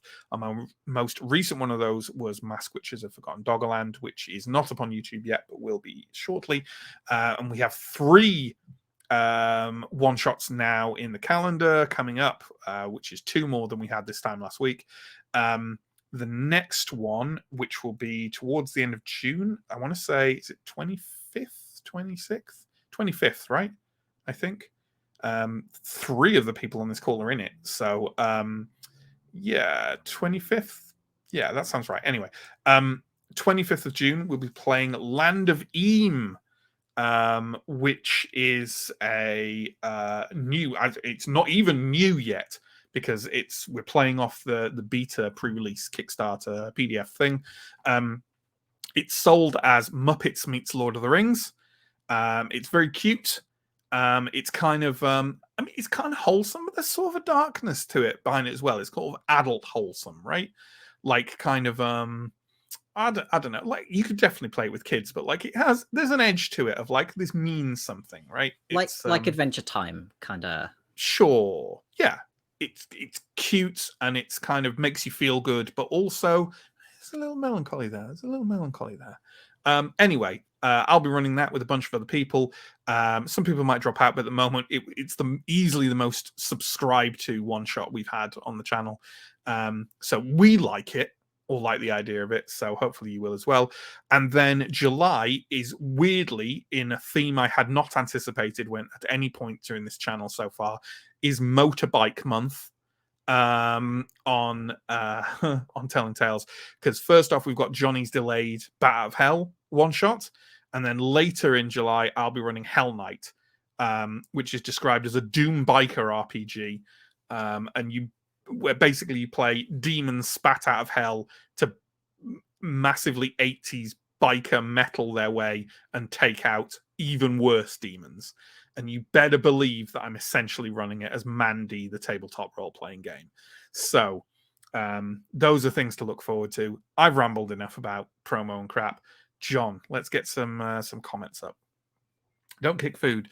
This one uses the World of Darkness Street Fighter system, right? Yeah, secretly I have introduced that as the obvious sixth World of Darkness system to put it. No. I feel like we need to explain that is actually a thing that exists. Well, there is a storyteller Street Fighter system in that it uses the storyteller system. It is not set in the World of Darkness. It doesn't transplant Street Fighter into the World of Darkness, because that would be actual madness. Is it set in the world of Street Fighter? It's set in the world of Street Fighter, yes. It's not like Street Fighter the Punching. No. It's just it was, I think, an ill-fated experiment that they did as they were getting really big, because it was before, I want to say it maybe even predates Mage, but it like you missed it. Surely it would be Street Fighter the Hadoukening or something. Yeah, it's they clearly got the license and went, yeah, we could use storyteller for other things, which you totally can. It's a very easily adaptable system, but just it's just like, what? The worst part of the storyteller system is combat. What the fuck are you doing? It didn't sell well. It didn't do well. It was just how things were in the 90s. It was how things were in the 90s. I've got somewhere. I've got a copy of White Wolf's ill-fated "Pimp the Backhanding." You are not missing much. Yeah. Oh no! It was an April Fool's Black Dog release I don't think there's a physical copy of it, right? I think it's a digital release. So. No, I have a physical copy of it. It's a card game. It's an awful card game. Yeah. Yeah, it was an April Fool's Black Dog release that they stupidly went through with. It's bad. Yeah. Does it say more about them for making it, Stephen, or for you for buying it? I mean, I bought it a long time ago. Yeah, that's fair enough. Let's move on. Rough Day for Wet Shoes is a favorite album of mine. Yeah. I too like that twee early 2000s British indie album. It's a Billy Idol B-side, wasn't it? That could be I would say, I would go for Billy Bragg B-side. Or the duet. Yeah, the Billy Bragg Billy Idol duet. I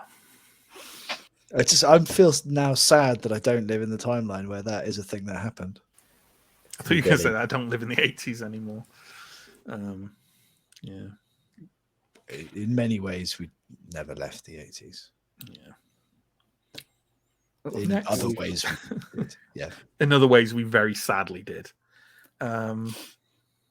We've got a bunch of theories about what we might have found in the pile of rubble.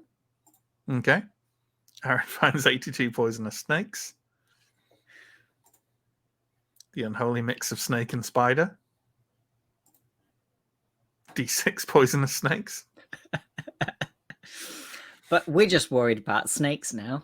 Yeah, sure. We found a lot of snakes in here. I hadn't really considered. Snakes feel like such a real world problem, and I'm like, why am I worried about snakes in Symbaroum? But they're actually murdering us. Like they're a real world problem. They're every day. Yeah. Check my kitchen for snakes.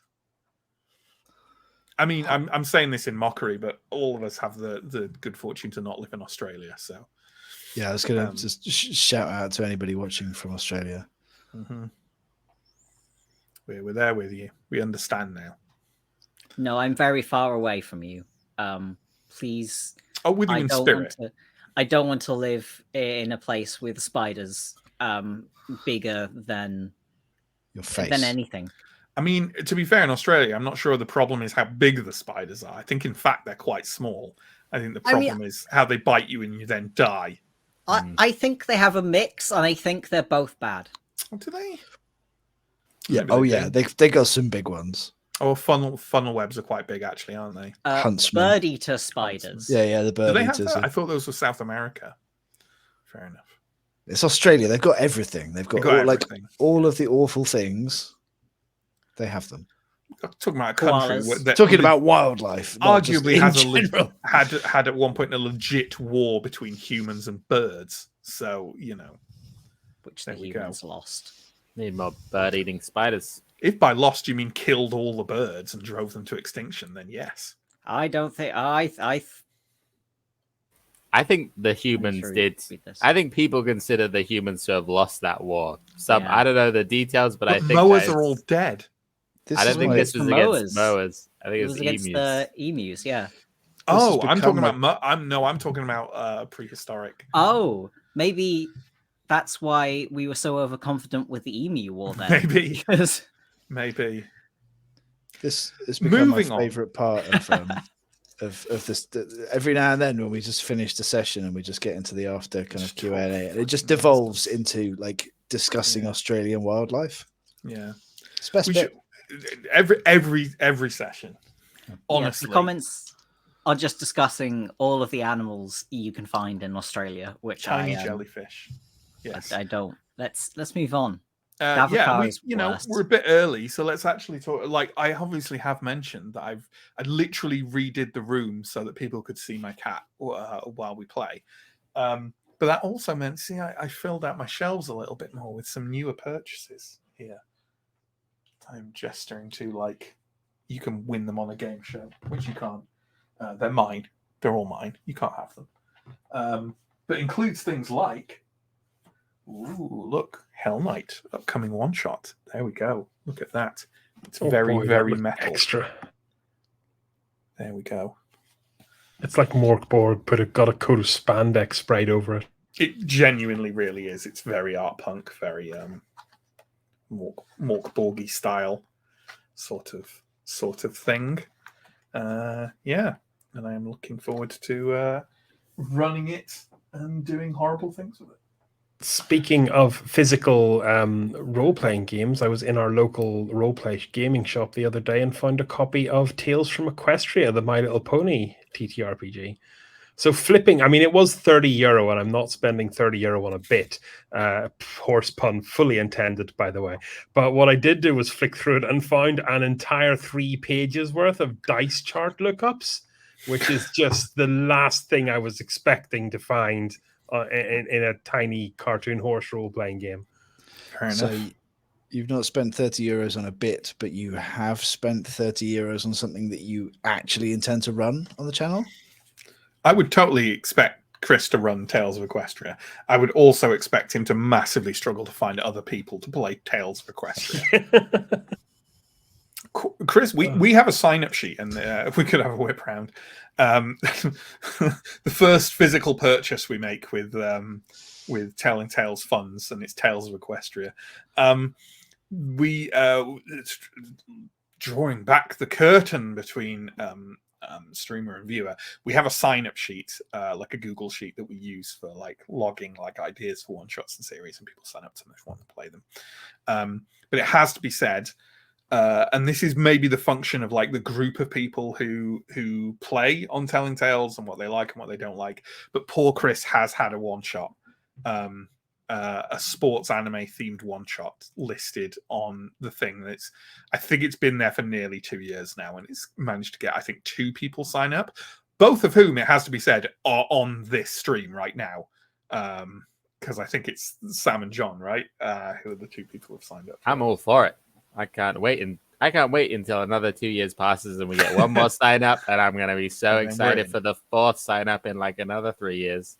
I'm totally for it, but like I really want to know what this sports anime revolves around, because I just want it to be the most ridiculous sports ever. I think we definitely talked about this a while ago, and I think the 2 front runners that people thought it might be was volleyball or chess, which seems to be so opposite each other. I would love chess. I need to take a peek, because I'm obviously I can house rule whatever I want into this, but I'll take a look through the rules and just see, because it does have a set number of games with a set number of mechanics, but there's no reason why I can't mix, match, and splice and so GM my way around it. So Calvin what about Ball? Yeah, I was thinking Calvin of a crossover. Ball, yeah, maybe actually, just, that would be incredible. if you're having trouble getting sign-ups, like what if Blood Bowl? Yeah, could do. Steve has put volley chess less brutal than chess boxing. You could literally do that, like, you know, volleyball and then chess. Chess ball. What's is it called? Fighting with Spirit? Fight with Spirit? Is that Fight with Spirit? Fight with Spirit, Chris. Yeah. If anyone's interested. I did in my youth lead my sports day team to victory in the Sudoku division, so you know that's an option. That's not a sport. I know. It was at what I won. Day. Nice. And on that brutal takedown from Stephen, I think we'll wrap up the stream there, folks. Thank you very much for watching. We'll be back next week with more Symbaroum. And also next week, Monday, will be Vason, and Thursday will be the return of Cincinnati Chronicles. He said with the awareness, he's done barely anything for it at all. But that's the idea. That's the plan. Let's see if it happens. I'm sure it will. Take care and stay safe out there, folks. We'll see you again soon.